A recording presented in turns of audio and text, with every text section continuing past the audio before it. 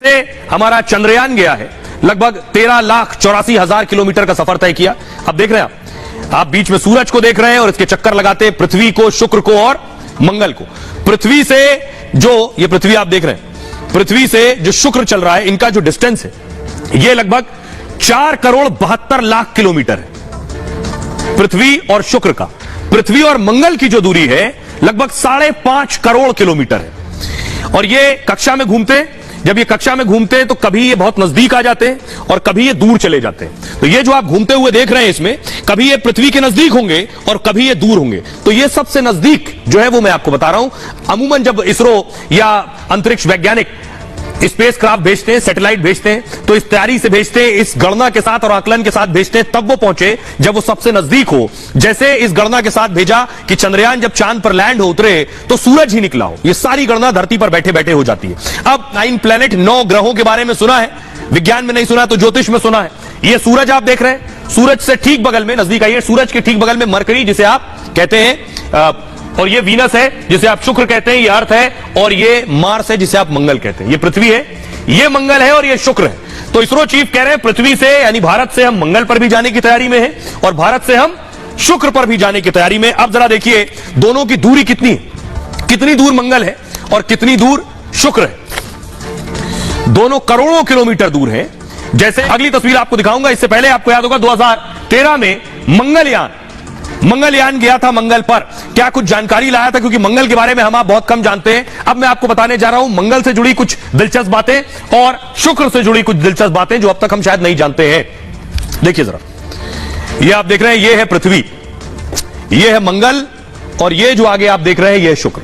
तो सबसे पहले हम बात करने वाले हैं मंगल की, जिस पर जाने की तैयारी है। इसरो चीफ कह रहे हैं हम जा सकते हैं, ये तैयारी पूरी है। मंगल ग्रह पर जीवन की संभावना है। एक बात, मंगल पर वायुमंडल की पुष्टि हो चुकी है, यानी वायुमंडल है, ये बहुत बड़ी बात है। मंगल पर पानी की पुष्टि भी हो चुकी है। धरती से कई मामले में मंगल ग्रह समान है। इसी वजह से यहां जीवन की संभावना तलाशी जा रही है कि मंगल पर जीवन है क्या। अमेरिका, रूस, भारत सहित कई देश मंगल पर पहुंच चुके हैं। भारत अपने पहली ही कोशिश में मंगल पर पहुंचा था, लेकिन मंगल पर अभी इंसान को नहीं उतारा गया है। मंगल पर सबसे ज्यादा 95% कार्बन डाइऑक्साइड है। नाइट्रोजन, ऑर्गन और ऑक्सीजन भी कम मात्रा में। धरती की तरह वहां भी अलग अलग गैस मौजूद है। अब शुक्र की बात कर लेते हैं। शुक्र पर जाने की तैयारी है। शुक्र के बारे में हम कितना जानते हैं? शुक्र और पृथ्वी आकार में एक से ग्रह हैं। पृथ्वी से नजदीक होने की वजह से शुक्र में दिलचस्पी और है, सब अगल बगल है। अरबों साल पहले पृथ्वी शुक्र की संरचना एक जैसी थी, इसलिए शुक्र पर भी जीवन की तलाश हो रही है। सौर मंडल का सबसे चमकीला ग्रह शुक्र है। शुक्र का तापमान बेहद ज्यादा है और शुक्र पर दूसरे ग्रहों की तुलना में सबसे ज्यादा ज्वालामुखी है। शुक्र पर 460 डिग्री सेल्सियस तक तापमान होता है। इसकी वजह से यहां जीवन बेहद मुश्किल है। तो जीवन नहीं है, लेकिन मंगल दिलचस्प है, जहां वातावरण भी है और जीवन भी है।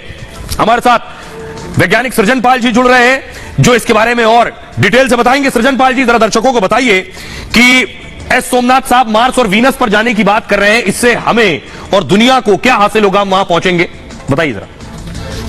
शुक्र ग्रह पर एसिड की रेन होती है, यानी तेजाब बरसता है। लेकिन दोनों ही ग्रह इंटरेस्टिंग है, क्योंकि दोनों ही ग्रहों पर भविष्य में शायद हम रह पाए। उसको पूरा बदलना पड़ेगा, लेकिन वो टेक्नोलॉजी हम भविष्य में बना पाएंगे। साथ ही साथ दोनों ही ग्रहों पर ऐसे पदार्थ मौजूद हैं जो हमारे लिए शायद काफी इंटरेस्टिंग हो। इन पदार्थों की खोज करना, समझना, वहां पे पानी का खोज करना दोनों ही ग्रहों पर बहुत ही इंपॉर्टेंट होगा। तो जिस प्रकार से चंद्रयान 3 हमारे चंद्रमा पर शिव शक्ति पॉइंट और चंद्रयान 2 ने वहां पर तिरंगा पॉइंट बनाया, उसी प्रकार से भविष्य में शुक्रयान और मंगलयान 2 और ऐसे बहुत सारे जो हमारे वायु जो अंतरिक्षयान जाएंगे, उनको हमारी प्रेजेंस वीनस यानी शुक्र और मंगल पर भी बनानी आवश्यक है, ताकि भविष्य में न सिर्फ भारतीय बल्कि मानवता को जब सेटलमेंट की तरफ जाए हम दूसरे प्लैनेट्स में, ये मिशन का फायदा पहुंचे।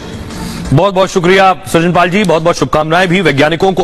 वैज्ञानिकों ने देश को, पूरी दुनिया में फख्र। ज्ञान रोवर ने चांद के सतह का टेम्परेचर क्या कुछ है, इस पूरी रिपोर्ट में हम आपको विस्तार से बताएंगे। अब तक की चांद की सतह पर पहुंचने की पूरी कहानी और चांद से हमें अब तक क्या मिला है, इससे जुड़ी रिपोर्ट। लैंडर मॉड्यूल पूरी तरह से सेफली और सॉफ्टली चंद्रमा की सतह पे लैंड हो चुका है।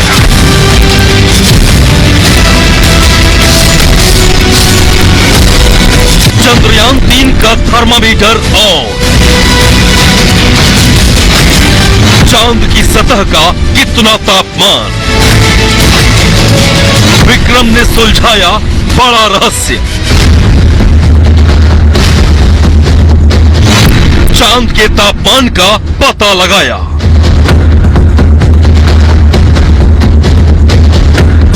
चंद्रयान 3 ने चंद्रमा से बड़ी जानकारी भेजी है। चांद की सतह पर बड़ी खोज की है। विक्रम लैंडर ने पता लगा लिया है कि चांद का तापमान कितना है।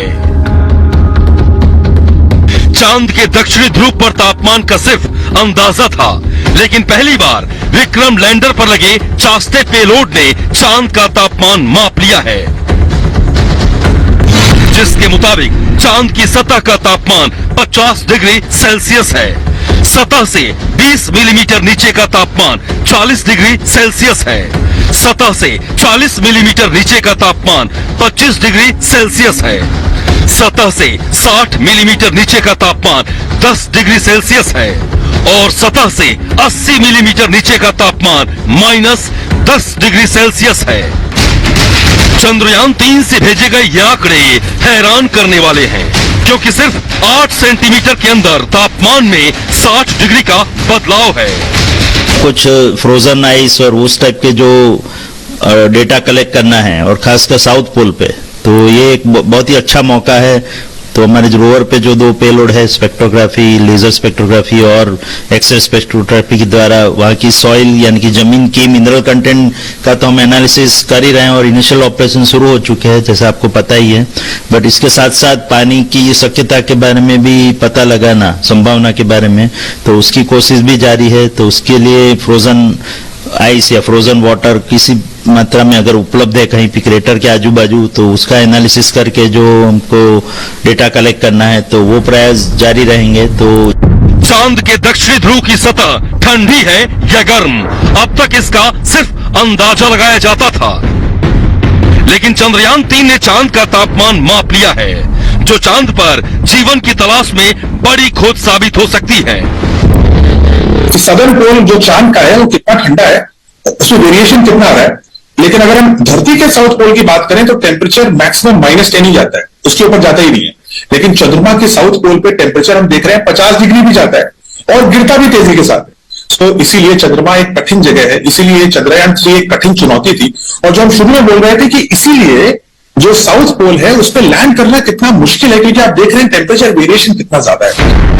चांद के रहस्य सुलझने की उम्मीदें बढ़ गई हैं, क्योंकि अभी तो शुरुआत है। चांद की सतह के नीचे उतरने पर और ज्यादा जानकारियां मिलेंगी। चांद कैसे बना, इसके अंदर क्या है, सारी जानकारियां सामने आ सकती हैं। और लैंडर विक्रम और रोवर प्रज्ञान ने खोज शुरू कर दी है। लैंडर विक्रम के पेलोड चास्ते ने तापमान के बारे में बताया है, और अब पेलोड्स रंभा चांद की सतह पर सूरज से आने वाले प्लाज्मा कणों के घनत्व, मात्रा और बदलाव की खोज करेगा।